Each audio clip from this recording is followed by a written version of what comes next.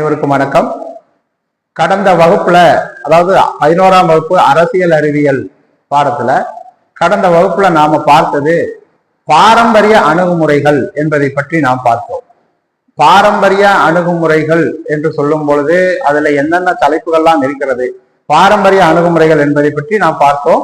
அந்த பாரம்பரிய அணுகுமுறைகளில் என்னென்ன தலைப்புகளில் நாம் பார்த்தோம் என்று சொன்னால், தத்துவார்த்த அணுகுமுறை, வரலாற்று அணுகுமுறை, சட்டப்பூர்வ அணுகுமுறை. தத்துவார்த்த அணுகுமுறை, வரலாற்று அணுகுமுறை, சட்டப்பூர்வ அணுகுமுறை, நிறுவனம் சார்ந்த அணுகுமுறை என்று பல்வேறு விதமான தலைப்புகளில் நாம் அணுகுமுறைகளை பற்றி பார்த்தோம், பாரம்பரிய அணுகுமுறைகள். இப்பொழுது நாம் பார்க்கக்கூடியது நவீன அணுகுமுறைகள். நான் கடந்த வகுப்பில் சொல்லியிருந்தேன், இந்த அரசியல் அறிவியல் என்று சொல்லக்கூடியதை படிப்பதில் 2 வகையான அணுகுமுறைகள் இருக்கிறது. அது ஒண்ணு பாரம்பரிய அணுகுமுறை, இன்னொன்னு நிறுவனம் நவீன அணுகுமுறை என்று சொல்லக்கூடிய 2 இருக்கிறது. இப்ப நம்ம பார்க்கக்கூடியது நவீன அணுகுமுறை. இந்த நவீன அணுகுமுறைகள்ல உள்ளுக்குள்ள இருக்கக்கூடிய சப்டைட்டில் என்னென்ன தலைப்புகள்லாம் இருக்கிறது என்று சொன்னால், முதல்ல சமூகவியல் அணுகுமுறை, அதாவது இங்கிலீஷ்ல சொன்னா சோசியாலஜிக்கல் அப்ரோச் என்று சொல்லக்கூடியது. சமூகம் சார்ந்த ஒரு மக்களினுடைய அணுகுமுறை, அரசியல் அணுகுமுறை எப்படி இருக்கிறது என்பதை பற்றி இந்த தலைப்பில் நாம் பார்க்க போகிறோம். உளவியல் சார்ந்த அணுகுமுறை, சைக்கலாஜிக்கல் அப்ரோச்.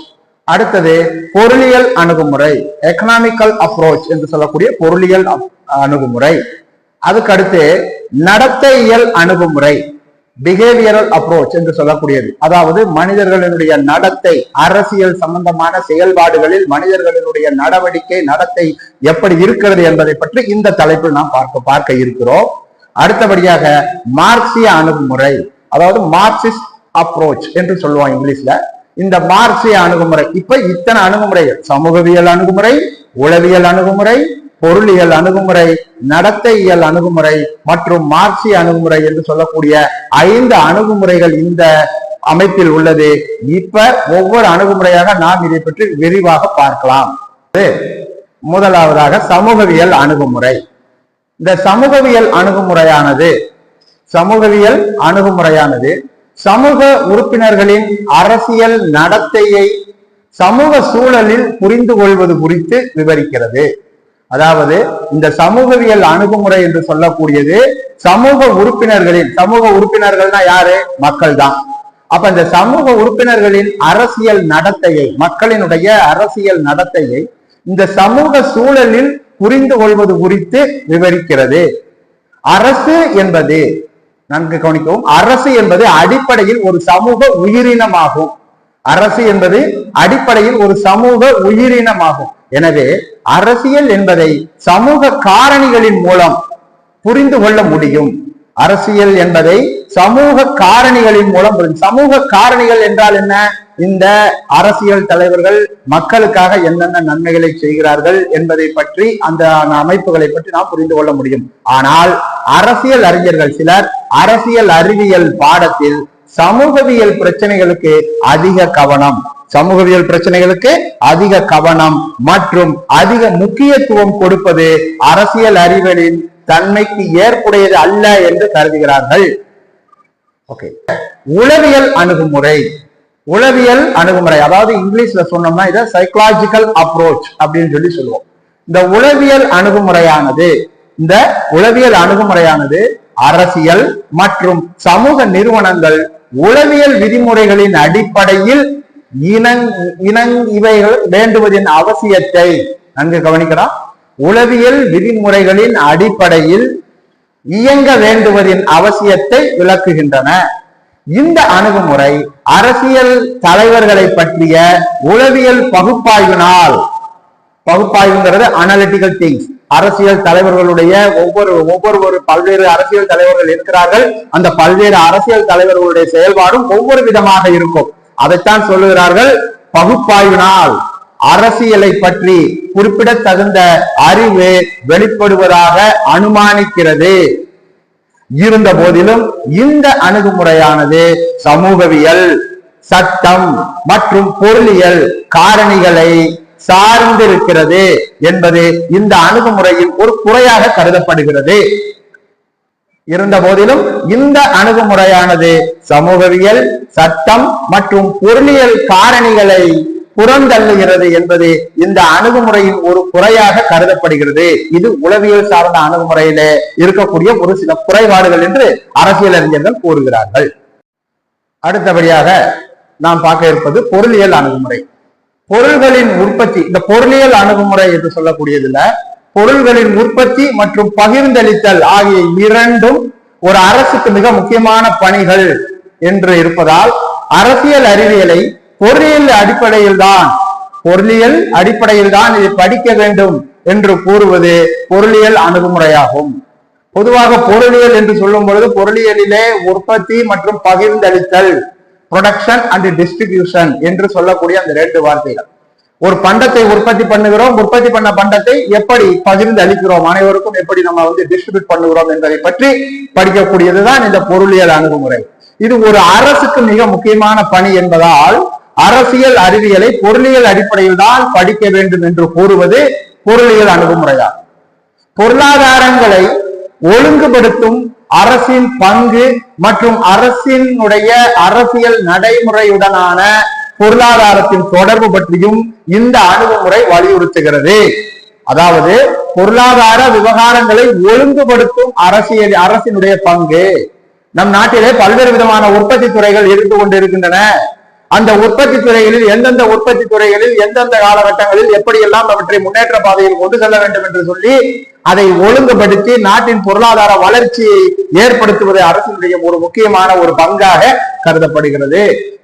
இந்த நடைமுறை அரசினுடைய அரசியல் நடைமுறையுடனான பொருளாதாரத்தின் தொடர்பு என்று சொல்லப்படுகிறது.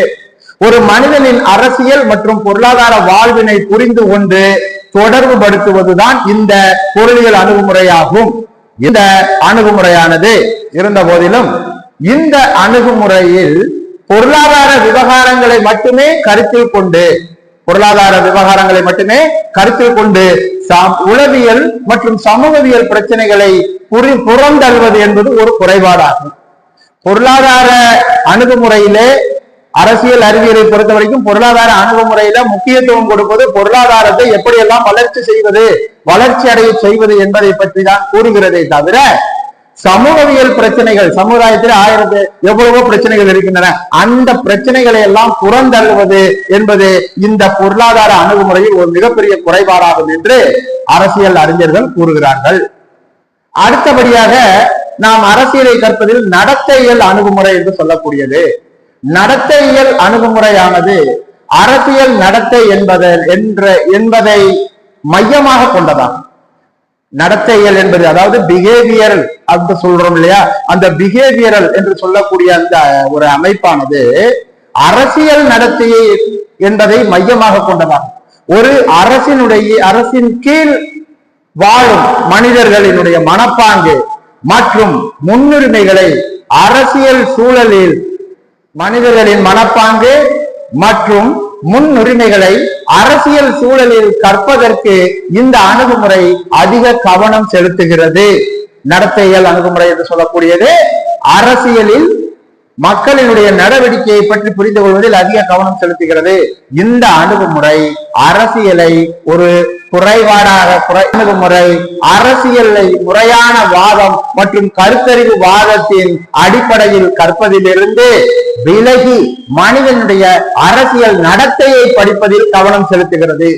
இருந்த போதிலும் சில அரசியல் அறிவியல் விமர்சகர்கள் நடத்தையியல் அணுகுமுறை அரசியல் அறிவியல் பாடத்தை அறிவியல் முறைகளின் தவறான கருத்தாக்க புரிதலோடு அணுகுவதாக குற்றம் சாட்டுகின்றனர்.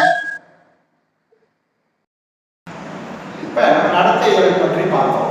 அடுத்தபடியாக நாம் பார்க்க இருப்பது மார்க்சிய அணுகுமுறை. இந்த மார்க்சிய அணுகுமுறை என்று சொல்லக்கூடியது தற்கால அணுகுமுறைகளை காட்டிலும் மார்க்சிய அணுகுமுறை அடிப்படையில் மிகவும் வேறுபட்டதாக இருக்கிறது. இந்த அணுகுமுறையானது, அதாவது மார்க்சிய அணுகுமுறையானது வர்க்க போராட்டத்தில் அரசு என்பது ஒரு தவிர்க்க முடியாத விளைவினால் உருவான அமைப்பு என்று கூறுகிறது. அரசு என்பது வர்க்க போராட்டத்தில், அதாவது முதலாளி வர்க்கம் தொழிலாளி வர்க்கம் என்று கம்யூனிஸ்ட் அந்த அமைப்புல சொல்லப்படுகிறது. அந்த வர்க்க போராட்டத்தில் அரசு என்பது தவிர்க்க முடியாத தேவையை உருவான அமைப்பாக இது கருதப்படுகிறது. மேலும் அரசியல் மற்றும் பொருளியல் சக்திகள் ஆகியவை ஒன்றோடொன்று தொடர்பு கொண்டவை என்பதையும் இவை இரண்டையும் பிரிக்க முடியாது என்பதனையும் இது விளக்குகிறது. இந்த அணுகுமுறை பொருளியல் காரணிகளுக்கு அளவுக்கு அதிகமான முக்கியத்துவம் கொடுப்பதாகவும் பிற முக்கியமான காரணிகளை இந்த அணுகுமுறை கவனத்தில் எடுத்துக்கொள்ளவில்லை என்பதும் இந்த அணுகுமுறையை பற்றிய விமர்சகர்களின் கருத்தாக இருக்கிறது. மேற்கண்ட பல அணுகுமுறைகளையும் பகுப்பாய்வு செய்து பார்க்கிற போது ஒவ்வொரு அணுகுமுறையிலும் ஒரு சில குறைபாடுகள் இருப்பினும் ஒவ்வொரு விதத்தில் அவை முக்கியமானவைதான் என்பதும் அரசியல் அறிவியலை முழுமையாக புரிந்து கொள்ள இந்த அணுகுமுறைகள் அனைத்துமே பயன்படுகின்றன என்பது உணரப்படுகிறது. நாம் அரசியல் அறிவியலை கற்பதற்கான பல்வேறு விதமான அணுகுமுறைகளை பற்றி விரிவாக பார்த்தோம். இதற்கு அடுத்தபடியாக நாம் பார்க்க இருக்க தலைப்பது அரசியல் அறிவியலுக்கும் பிற சமூக அறிவியலுக்கும் இடையேயான தொடர்பு என்ற தலைப்பை பற்றி நாம் அடுத்த வீடியோவில் பார்க்கலாம். நன்றி, வணக்கம்.